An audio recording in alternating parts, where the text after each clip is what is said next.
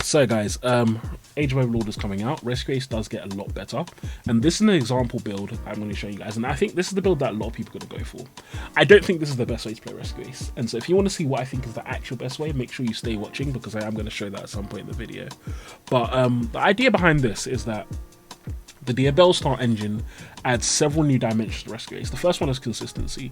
Before, we had 3/4 with Rotor good starters, like ideal starters, because it was the normal summon airlifter or Rotor for airlift and normal summon air. And then we had 3 like okay starters that were like usually 2-card combos. So this is like Hydrant plus another card, or Emergency plus like another card. Now, the thing about those combos, and the thing that was holding Rescue Ace back, is it just meant that it just wasn't enough most of the time to win the game. A lot of the times you're relying on drawing wit like Prosperity to actually play the game, or Small World, or you're relying on hand trapping your opponent to death, or Impulse had to get the game for you, all these kind of things.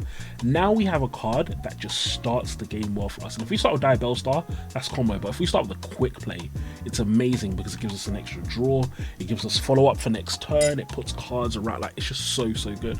So it basically added 6 starters. So now we have 1, 2, 3, 4, 5, 6, 7, 8, 9 good starters, and then we have 12 to 15 okay starters, which is really nice. This card, even the original Simple Spoil Snake Eye, is, I would say, about as good as Hydrant, because this sends any face-up card. So it's not, so if you open Ash, now you have combo. Ash plus Simple Small Snake Eye is combo, because it will send the Ash and bring a Hydrant out. So yeah. Now, the other thing the Diabellestarr engine adds, because it adds consistency, but it adds new layers into the deck in terms of being able to synchro summon it. Giving us Jet Synchron is really nice. And so there's different combos you can do. There's lots of crazier combos, but I'll say the most consistent 2 relevant combos is you're going to either be making a Herald, and I think that's really good into tier and stuff, which is why I actually still play the 1 Impulse, because it lets you make Herald really easily. Or you're going to be making Savage before 5 summons, and then Barone after you set 4. So you end on Barone plus Savage Dragon plus set 4 cards, which is really nice. So it's really set 3, because your rescue is going to be there, which you're going to need to bring out another Rescue Ace monster. But that's really nice, and that's a 1.5 card combo or whatever. If you want to see it, it's on my channel, go and watch it. It's my last video or something like that. So this is really good. This adds a lot. Then if we look in the extra deck, there's a lot of nice things from Age of Overlord. Now, Typhon, look, maybe it's just me, I haven't figured out where Typhon fits into this deck. I don't actually like it, and so from my perspective, I don't think it needs to be in the deck. But whatever, Typhon is here. But SP Little Knight. SP Little Knight adds so many interesting layers to Rescue Ace, I think, because one of the things about Rescue Ace before, and this is another reason why I think there's even a world where I play Hydrant at 3, just because opening Hydrant now is SP Little Knight, which is a good card. But one of the nice things is that it means that both going second and going first, Rescue Ace has more ways to just irritate your opponent. Like, you can go into SP Little Knight before your combo. When you're playing on your turn, you can make SP Little Knight before you put Turbulence on the board, so if they try and chain Imperm, your SP Little Knight dodges it. You can cap your board with SP. I mean, this card is just so good. And interestingly enough as well, Rescue Ace plays quite well into it. Impulse does check SP Little Knight, just like it checks a lot of other monsters. So I think that's going to be really good for Rescue Ace as well. However, I don't think this is the best way to build Rescue Ace. I don't. And why is it? Going first, this build does well.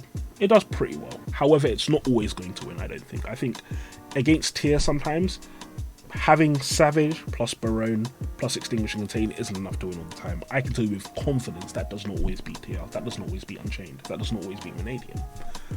And then going first in games 2 and 3, I'm scared of Evenly, I'm scared of Lightning Storm, I'm scared of Duster, I'm scared of Talents, I'm scared of Thrust on other generic power spells. That's what I lose to in Rescue Ace. And my problem is, Barone plus Savage, 2 Omni Negates, isn't actually enough.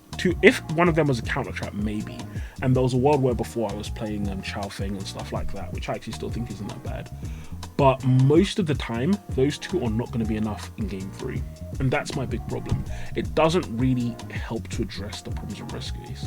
And so where do I think we should be playing Rescue Ace? Well, I think we're already doing it. I think Ibli is the way to play Rescue Ace. And so this is the Rescue Ace build that I personally will be playing. I'm still going to be rocking with Ibli, and I'm probably not going to be playing Typhon. I'll probably find a way to add Super Poly targets, to be honest, because I think Super Poly is a better card. In fact, I'll even show you guys now. I'll probably do something like this. Play Mud Dragon and Garura. Yeah, so let's say Mud Dragon, Garura. I'll probably play something like this. I don't know. I'll do some work on it. Why do I think this is better? What do I think is better about this? Well, firstly, Ibli is just good. We're in a really wide format right now. And I would say that the majority of decks, outside of like Flunder and stuff, do lose to Ibli. Now, people can play out to Ibli. That's always going to be true. But not everyone can play out to Ibli, and not everyone will play out to Ibli. And so that's the first thing I really like about that. In general, I think Ibli beats more decks than the other cards. Secondly, Ibli beats decks without you having to use a monster effect. Because the way the Ibli game loop works is you give them Ibli. If they don't have the out, they have to norm summon a monster, and you pop that monster, or you negate it with Contain and make it impossible to be linked off. And then now they can't summon again. I haven't used any monster effects, I haven't turned on talents, I haven't turned on thrust. I think this is so crucially important. Talents and thrust are two of the best cards moving forward. Like, every time I can activate talents and thrust, I'm going to want to activate them. If you're playing Barone, if you're playing Savage, you have to play into those. You have to. Because it's part, yes, you're going to use your Contain Extinguish, but Contain plus Extinguish doesn't kill anything, which means you're going to Contain, you're going to Extinguish, then you're going to Savage, then you're going to... And yes, they have to have multiple cards, but sometimes they just have enough. They have 6 cards. It happens so many times where I get punished hard by Thrust and Talents. Ibli, I can play really well around them. But then the other thing that I think Ibli is so good at is it actually covers Evenly Matched and Lightning Storm post side as well, and I really like that. It covers them without doing anything, just by being on the board.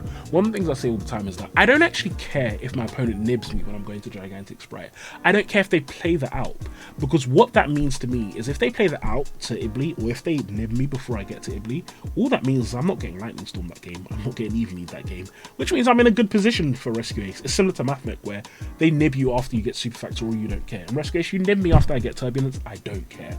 And so because of that, I really think Ibli is the most effective way to play this deck. You can't convince me otherwise. I'm so sure of it. I've been testing so much. Then, moving into the side deck, what are the decks we're scared of? And I've just accepted that you can't cover everything. There are going to be some matchups I just lose against. But what decks am I really scared of? I'm scared of Tear. I think Tear is probably the best deck. I just think it's just too powerful. It just overwhelms everything. Tear / Horus Nonsense is going to be the best deck. Then I also think that Rescue Ace in the mirror is a bit of a challenging matchup. And then outside of those two, I don't know, random generic combo shenanigans. And so my side is designed to reflect that. I think that Droll is needed because you will get FDK'd. So if you don't have Droll, you get FDK'd and you just lose, unfortunately. I think the Bestials are nice. I was main decking them, but I think the field is wide enough that main decking Bestials is just not worth it, especially with Magnum at 1. Because against anything that's not Unchained, I'd rather have Magnum, and I can only play 1. So it's like, I'd just rather not risk it. Then Anti-Spell. I think you need to play Anti-Spell.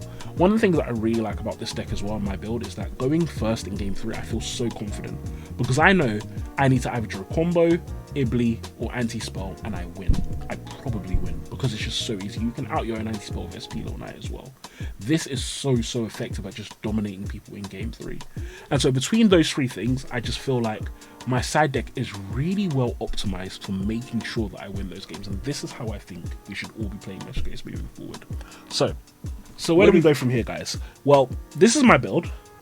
If you guys are interested in, it's probably going to change a little bit over time, but this is the general build I'm rolling with. I'm going to be releasing some replays and some gameplays of Age of Overlord. If you guys want to see me re-release the combo video I just did, I don't know, give me a lot of likes and views on this and I'll do that, but otherwise, just click my old video, guys. It's there. The combo does not change. I would say as well, I am exploring 1 or 2 other interesting builds. I'll release them as time goes on, but I would say that I'm fairly confident. I've spent probably about 12 hours over the last week during the night just testing, and I'm quite confident this is the best way to play the deck. So let me know what you guys think. Let me know if you've got any other ideas. Let me know how you guys plan to beat Tear as well, because I'm really scared about Tear. Tear is a ridiculous deck, and I don't want to play Shifter. So let me know how you guys plan to beat Tear. But thank you all for watching, and I'll talk to you all soon. Peace.